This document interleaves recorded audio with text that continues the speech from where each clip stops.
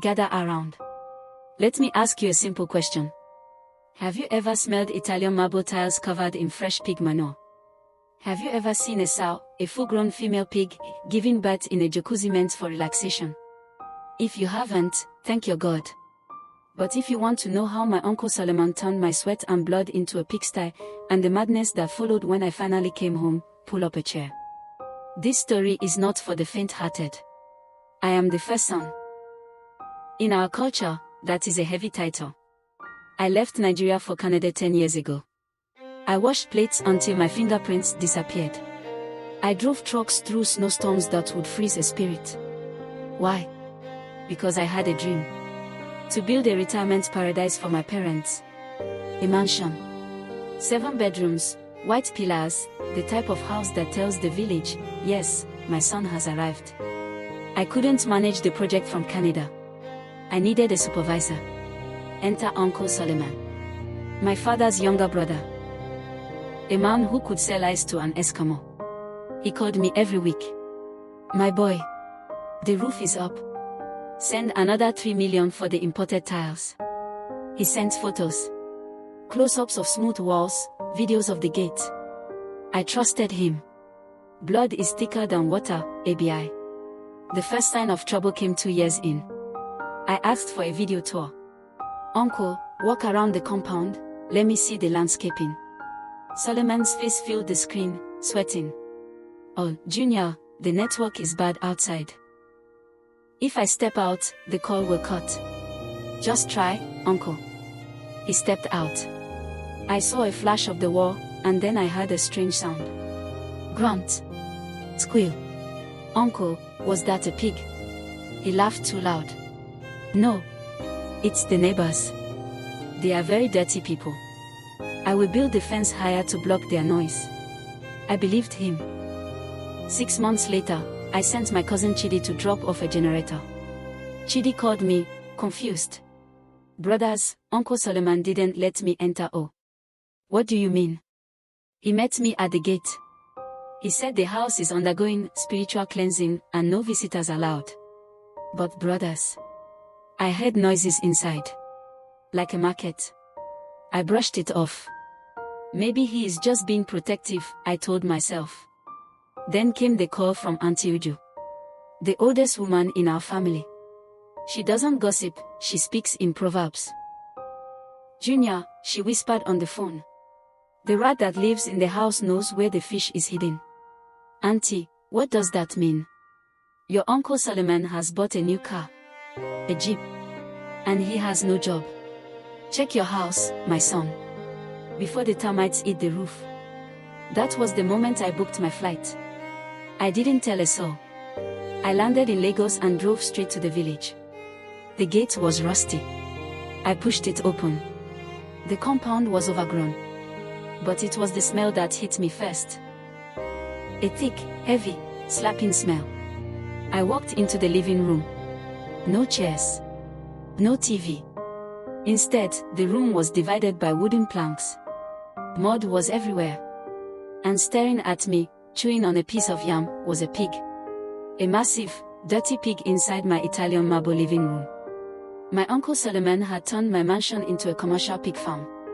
Uncle! I screamed. Solomon walked out of the kitchen, wearing boxers and a singlet, carrying a bucket of slop. Oh, Junior! You are around. I didn't speak. I grabbed my phone. I am calling the police. You are going to jail today. Solomon didn't even flinch. He just leaned against the pillar covered in mud. Call them, he said calmly. The DPO is my drinking partner. And besides, do you want to arrest your father's brother? Do you want to be the boy who came from abroad to jail his own blood? The village will curse you. He was right. In the village, family politics is stronger than the law. I lowered the phone. I had lost. I went to a hotel that night. I sat on the edge of the bed, head in my hands. Maybe I should just walk away. Maybe the aunties were right, money from abroad is cursed. Solomon had the power, the connections, and the audacity. I felt small. I felt like the little boy who used to run errands for him. Was it worth destroying the family name over a house? But then I remembered my mother's face. She had waited 10 years for this home. No. I wiped my eyes. I wouldn't use force. I would use his own weapon against him. Greed. The next morning, I went back. I was smiling. Uncle, I said. I thought about it. You are a genius. Solomon blinked. I am. Yes. Organic indoor pig farming is the biggest trend in Canada. My white business partners are in Lagos. They want to invest 50 million naira. Solomon's eyes turned to dollar signs. 50 million. Yes. But they need to trust you. We need to perform the ritual of the golden swine. You must bond with the product. You must live exactly like the pigs for 24 hours before they arrive. Solomon agreed. For 24 hours, he slept on the mud in the master bedroom. He ate boiled yam without oil. The next day, the time for the investors to arrive came. 2 p.m. Solomon was at the gate, dirty, smelling of manure, waiting. 2:30 p.m. No show. Junior, where are they? He asked, sweating. Traffic, uncle. Lagos traffic. Just hold on. Stay in character. If you wash up now, the bond is broken. 3 p.m. 4 p.m. Solomon was suffering. Flies were buzzing around him. The pigs were biting his toes. He wanted to give up, but the thought of 50 million kept him in that mud. At 4:30 p.m., a bus finally pulled up. Solomon rushed forward, arms wide open. Welcome, my investors. But it wasn't white men. Out stepped the village council. The elders. The high chief. And my parents. They stopped. They stared. They smelled. Solomon stood there, covered in filth, surrounded by pigs, looking like a madman. I stepped forward and played the video I had recorded of him sleeping with the animals. Elders. I shouted. My uncle loves this pig so much, he has become one. He turned his brother's house into a sty. The silence was louder than a funeral. The chief priest spat on the ground. Abomination, he said. Solomon tried to speak. It was business. It was investment. Silence. The chief roared. You have desecrated this land. The judgment was swift. Solomon was fined. He was forced to sell every pig that day to pay for the repairs. And the cleansing. He had to scrub that house with his own hands. Every single room.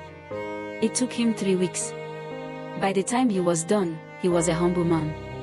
Today, my parents live in that mansion. It smells of lavender and stew. Uncle Solomon.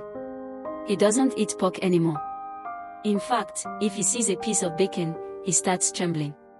So, my people, build your houses, yes. But remember the lesson: if you act like a pig to eat another man's food, don't be surprised when you end up in the mud. Chuckles. Even now, I can still see him waiting at the gate for investors that never existed. Good night, my people.